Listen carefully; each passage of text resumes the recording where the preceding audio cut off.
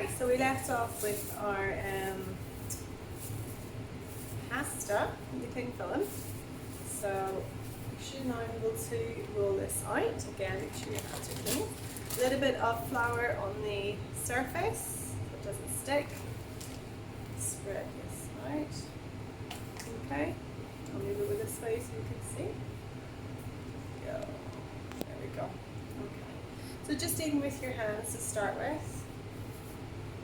Just really pushing that down. I'm probably going to actually cut mine into 2 sections. So I'll do that part after. Can't wait to see what this tastes like. So now you can use your rolling pin. So I would say be careful, be conscious I should say, of the shape of the pasta that you want to make. I know I want mine to be ravioli, so I'm going to try and keep it long and thin when I'm rolling it out, because normally when I do like at least in my clay lessons, ceramics lessons, you know, we try to tend to like turn it round, so you get, if you wanted it wider, I would turn this around and roll it, but I actually want mine quite long to go through my pasta maker.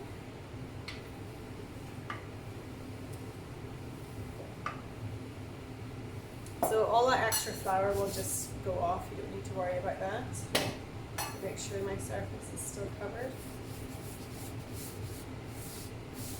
You see how stretchy, I don't know if you can see how like stretchy it becomes. So obviously the thinner you can get it, the better. If you're doing it by hand like this, it just takes a little bit of time. And you have a pasta maker, it's super fast. So I'm going to put this through the pasta maker. So if I turn this round, I haven't tried this before, here's my pasta maker. You can just continue rolling with it. This is quite fun to see. So make sure it's at the widest setting.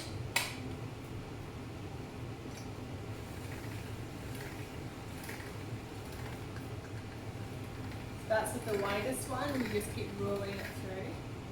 I'm going to make it a little bit thinner. Put it through again.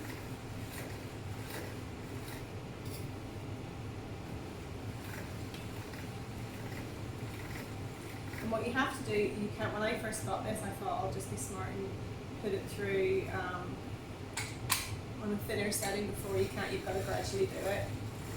Otherwise it just breaks up.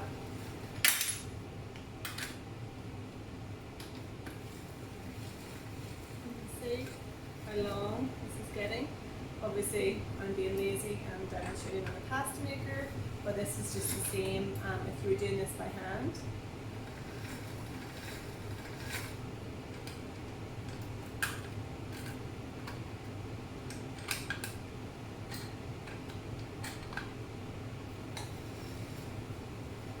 This has gone super thin now.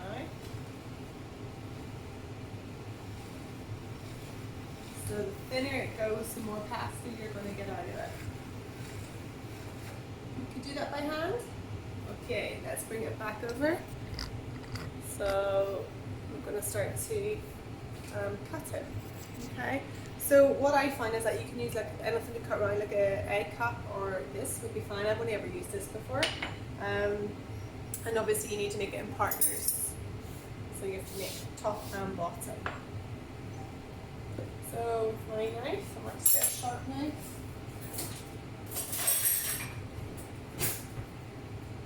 And what's great actually about having the pasta maker is any of these extra bits can just be put through and you can make your spaghetti and stuff as well. So that's my first piece.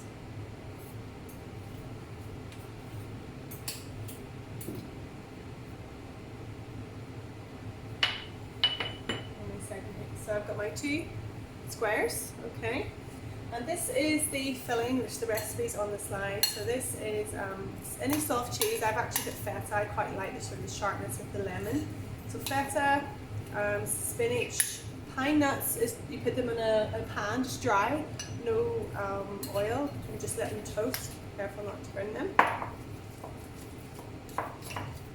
You just really want to mix this well. We put a little bit too much spinach, but it's really up to you. I mean, I put mushrooms in this, chopped up with the fillings. Really your choice. You can doing tomatoes, sun-dried tomatoes would be nice. I like a bit of soft cheese in it. So that recipe's there. It's just really to do it by taste as well. I just kind of made this up and I quite liked it.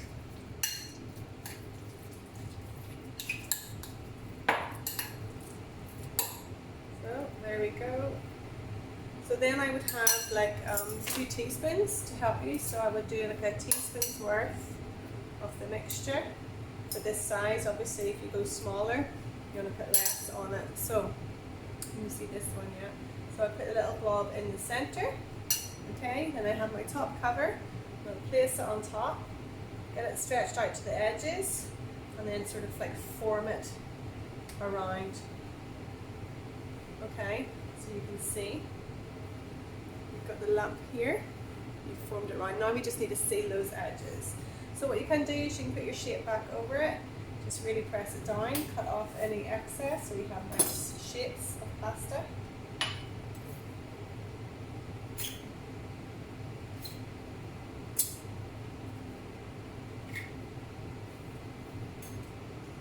So stretchy, there we go. So we have our first piece of ravioli. And this literally just goes into a pan of boiling water for 3 to 4 minutes. Very, very quick to cook.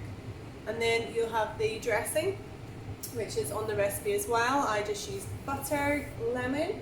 I'm going to squeeze half a lemon into it. This is a mixture of a little bit of pesto, pesto and butter, salt and pepper, and some lemon juice for flavouring. This gives it a nice sharp quality. And you would just drizzle this over the top. There we go. So once that's cooked, you just drizzle this on top. And again, it's how much pesto you want to put into your